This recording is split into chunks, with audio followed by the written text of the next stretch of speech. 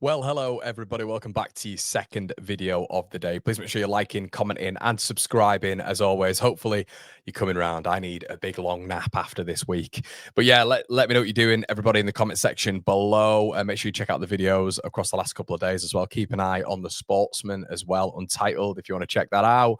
We do have a video coming up with them, which I hosted today, which is quite nice because it's us just looking at the playoffs. Isn't that lovely? And we'll be streaming the playoffs throughout this campaign, everybody, on One Leeds. But check out the second channel as well if you want some bonus bits for that. But I wanted to speak today on something which interests a lot of you, and it does interest a lot of me, a lot of my headspace, I should say. And it is the PSR chat with Leeds United and how much we can actually spend going up. It's a real interesting point of conversation, discussion, because fans are a little bit like, what on earth are we going to do this season? And I wanted to get Kieran on, but I've not managed to do so yet. But shout out to Dean as well, who linked me this video.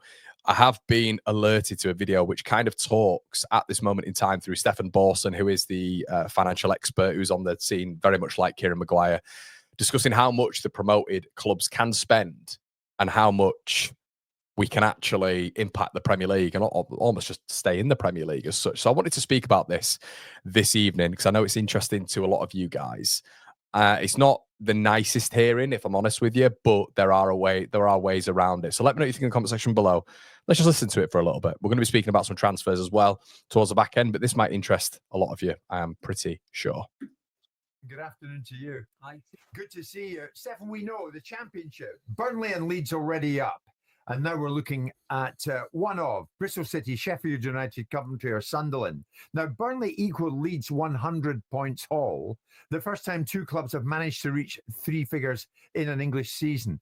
But here's the thing. Once they're up, and I spoke to Scott Parker about this at the EFL Awards night the other night, what can they do to bridge the gap? Has PSR helped widen the gap between the Premier League and the EFL? Yeah, I mean, I think it's going to be very challenging for promoted teams going forward with the rules as they are. And what's happened on the back of the Leicester situation, and we know about how they managed to get round these rules by finding small loopholes. There's still an appeal ongoing, but what's happened is the Premier League in the last few weeks have put through a new set of amendments to the rules, which clarify the situation in terms of the deductions that are made on these teams coming up. So we know now, for example, it's very clear that in the first season back, the teams have a £22 million deduction to the 35 million a year allowance. So that means that for a team like Leeds, who have been in the Championship for 2 years, they will have a 13 plus 13 plus 35 cap. So a £61 million cap on their numbers for last season. 105. As opposed to 105. And then next season, if they survive, then they'll get 35, 13, 35. So they'll be in a better position. Right. And then only if they stay for 3 years are they going to have the full 105. Okay. Now, so what that means is you've got this situation where the teams have come up. They've already got a challenge on their hands, but then they're also handicapped by the fact that they're capped at a lower level to conform with the championship cap. I see. Now, yeah, I think there's a good argument that actually. So he goes on to say this, Stefan, and when I was looking at this, I was thinking the exact same when I was listening to him. Why is the cap at a championship level? Why is it lower? Should we as a championship club who's just got promoted, should that not be increased? Should that not be increased to compete? Rather than there being a £22 million deduction to the cap, Should be an increase. there should be an increase for each season you've been in the championship, so that you're allowed more capacity to invest in that period. That would need, though, the championship. Well, first of all, we would need the Premier League clubs to vote it through. Yep. Well, big issue, Turkey's voting for Christmas. They're going to do that, right? Well, I think it's even more. Why would they, and this is the whole thing, everybody, it's why would they? Why would Premier League clubs vote for that? It makes no sense from their perspective. They're not going to give Leeds, Burnley, Sheffield United, Sunderland, Bristol, or Coventry any sort of helping hand. It's not a charity, the Premier League, and we know how competitive it's getting at this moment in time in terms of the financial problems. More unlikely when you see what's happened this season, where you've got West Ham, Manchester United, and Tottenham all in those 3 spots just above relegation. Yeah. It will focus the mind that if a season goes wrong, or you give the promoted teams too much capacity, then maybe you're putting some of the bigger clubs at risk. I see. So I think it's going to make it harder to get a vote through. But then I think it would also need the Championship and the EFL to say that when those teams come down, they're not then just going to be restricted on the £13 million cap in the EFL. So there's quite a lot of work they need to do. But the way the system is set up at the moment, the clubs that are coming up are heavily restricted. And if they don't have players to sell for profit to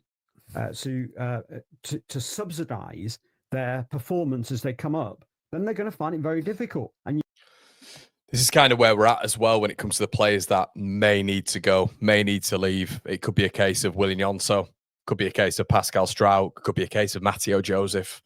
These are the players of which are going to accrue some serious value for Leeds United. But we do have these assets, and you're kind of hoping that with one of them, if one of them was to leave, Nonso, let's say, Leeds would then be able to make some decent acquisitions off the back of that, not touching the PSR restriction. But it is becoming a point of which right now, if Leeds were to really go for it, and obviously you're weakening your side if you're getting rid of some of these players as well, if they're to really go for it, they're going to have to take a minus deduction. Look at a team like Nottingham Forest, they're going to have to do it. All the recruitment is going to have to be out of this world, Brighton or Brentford level. You're going to potentially get a team that decides we're just going to have to breach and take the points deduction. Well, I was going to say that, Stefan. That leads me right to it. Simon, there is another approach, the approach of Evangelos Marinakis. Sure. And the Forest approach, spend what you want and take a points deduction. Yeah. And it was nip and tuck, wasn't it? If you look at Leeds and their last 2 financial statements for 23 and 24, they were at 93 million worth of losses. Now, there's some allowable adjustments in there because that won't consider any capex that's gone on football stadia or the academy developments. They might have another 15, 20 million in there. So Leeds look like and I don't expect they're going to have a year this year where they're going to make any profit. Although they've sold Rafinha. They sold quite a few players. So they sold Somerville to West Ham. Right.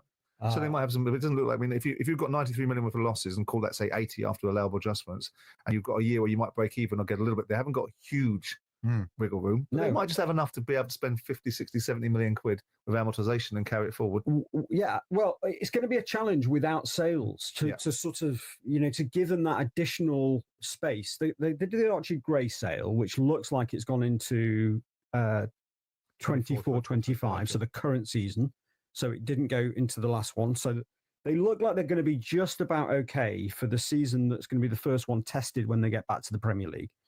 It's the season afterwards where you've got this ongoing issue of the £22 million deduction. And then with all of these teams, they've all got basically 20 million quid of promotion cost bonuses. So when you get promotion, most of these teams, so Ipswich we saw, they quantified it in their accounts, £16 million they paid out to their players for promotion bonus. We know from the Leeds accounts it's going to be 21 point something million pounds. So you've got not only got this reduction of 22 million pounds on the PSR, right, but you've got this cost hit of 21 million pounds the other way.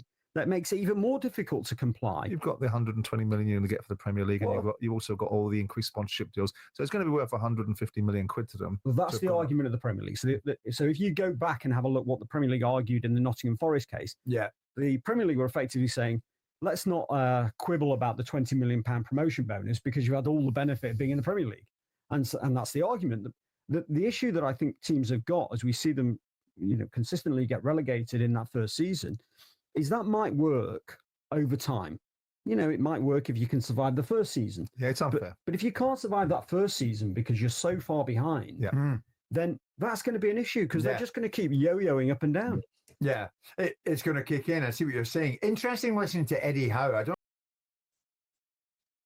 So it's interesting, isn't it? It's interesting. And it, to be honest, it displays quite a depressing picture.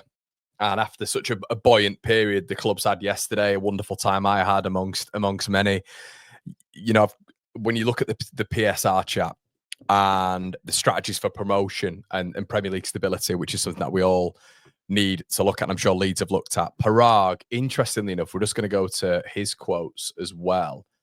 So Parag has mentioned, he was speaking yesterday about them being a European team, as in Leeds United, but he said this as well. Whatever they will spend, we'll spend. I can comfortably say that they're going to spend the last penny that we can It's what we need to go full tilt for the next 3 years. I'm under no illusions that it's going to be easy.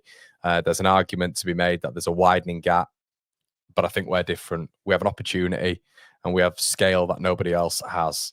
I think that's really important because you kind of look at what Leeds can do, and clubs like Man City, clubs like Brighton have optimized areas of sustainable non-player sale revenue, which I think is really important. Sponsorships, training ground partnerships, digital sponsorships, which Leeds have obviously delved into heavily under the 49ers. They're very, very underutilized income streams, which obviously helps you a little bit fluctuate between PSR, which I think is really important. A sale of a player like Willian Yonto, if you were to get 20 million for him, let's say, on the balance sheet, that can effectively fund the purchase of potentially 4 or 5 players. Because if you look at the example, a £20 million player on a 4-year contract is only 5 million per year in amortization, which is really important to note. So effectively, one player sale could support 3 or 4 £25 million players financially, if structured in the right way, of course. So this guy, ideally for Leeds to stay up as well, I've got noted down here that obviously we need to have a reduction in the reliance on player sales, because you don't want to weaken your side. You don't want to weaken your side so much. Someone like Willian Yonto is a Premier League player. I think we're all aware of that. He will be on my keep list as well. But Leeds have to be creative here. With Parag talking about the scale of the club as well, I think that's really important to explore creative ways in which they can raise money for the club, enhanced commercial partnerships, of which we've spoken about before, and which Leeds have managed to do with the likes of Red Bull. Fan monetization, which Leeds are one of the biggest global teams in this country, which was signified by our first time up in the Premier League. A lot of people won't take this as a big thing, but the 6th highest shirt sales in the country is a mass indication of your globalization and spread. And obviously the big thing as well, which is quite depressing to talk about, but it's the monetization of academy products and their outputs via sort of smart loans or salons, which we kind of don't want to talk about, but sort of holding on to players that can actually help us next season is key. Short-term sales for me may hurt us long-term, obviously competitiveness wise, but Leeds are probably going to be forced to make some sales. So it's well worth just keeping that in mind that Strauch, I think, will go. I think we could see Willian Yonto leave, and it wouldn't surprise me if Matteo Joseph is to leave. Potentially on loan, obviously, but I think we're all aware of that, but maybe even a sale. We're speaking about Betis early on, 12.5 million. It might happen. It might be pushing towards that. Staying up and kicking on is absolutely unequivocally important. We heard Parag say at the parade yesterday he wants Europe. That's what he said. And we've seen so many teams go up and go straight back down. And Leeds just simply can't afford to do that. Again, I know what Stefan's saying in terms of you get into this fluctuation and this period and this sort of area where you are just going up and down. You become a yo-yo club, and that's your place. But unless the rules change, there is no real way of breaking that mold. The top 17 teams get stronger and stronger and stronger because they have all the payments for staying in the division, or the attractiveness, all those globalization, the commercialization partnerships. They have all of this in the Premier League. And if you're yo-yoing, you're still having time out the Premier League. You might be strong. You might be a strong championship side, and you might always come down and go straight back up. But there's another conversation. But getting PSR right now also means that Leeds don't have to panic sell or risk a points deduction like Everton or Forest. But doing what Forest has done is what Leeds will have talked about behind the scenes. I'm sure of it, because would you just take the points deduction? But I think how Parag's been looking at it and how he was speaking yesterday is it's not just promotion and going back down like we've seen with the likes of Norwich's over the years and maybe Burnley's, but it is building this sustainable Premier League outfit that can compete. You mentioned at the beginning of the season he wants to be stable in the Premier League and then push on. But you've got a benchmark for me against the smarter clubs. Brighton, Brentford, Bournemouth have all outperformed through clever recruitment and accounting effectively. So Leeds have the fan base and infrastructure to be bigger on the scale, but they just need smarter execution financially across the board. So yeah, that's kind of where I'm at with it. There's a lot that Leeds can do, but we've got to be careful. Another bit of news as well, everybody, is that apparently Manor Solomon is being tracked by Marseille. They're talking about a figure of 30 million quid. We knew this would happen when it comes to Manor. He's gonna have a lot of interest this window. I think we're all very, very aware of that. But you know, obviously they're a Champions League side, the second in the division. But are Leeds a more attractive output in the Premier League? I don't know. But they do have Champions League. Solomon's played in the Champions League before, obviously with Shakhtar and been one of their main players. So something to consider there as well. But let me know what you guys think in the comment section below as well. Are you a little bit concerned about this? Are you happy? Are you sad? What's your opinion on it? What do you think Leeds can do? I mean, as I've said, the stretch and the wide spread of Leeds United is huge, which can help a little bit, I guess. Make sure you check out all the sponsors, everybody. Shop GNO and the GMG, which is the Job Match Group. I will be announcing the winners of the Calvin Phillips top and the £100 tomorrow. We are going to do a live stream on that just before Battle Lines, which is at 8 p.m. tomorrow or 7 p.m. Just keep your notifications on and we'll get into that. I think it might be 7 p.m. actually.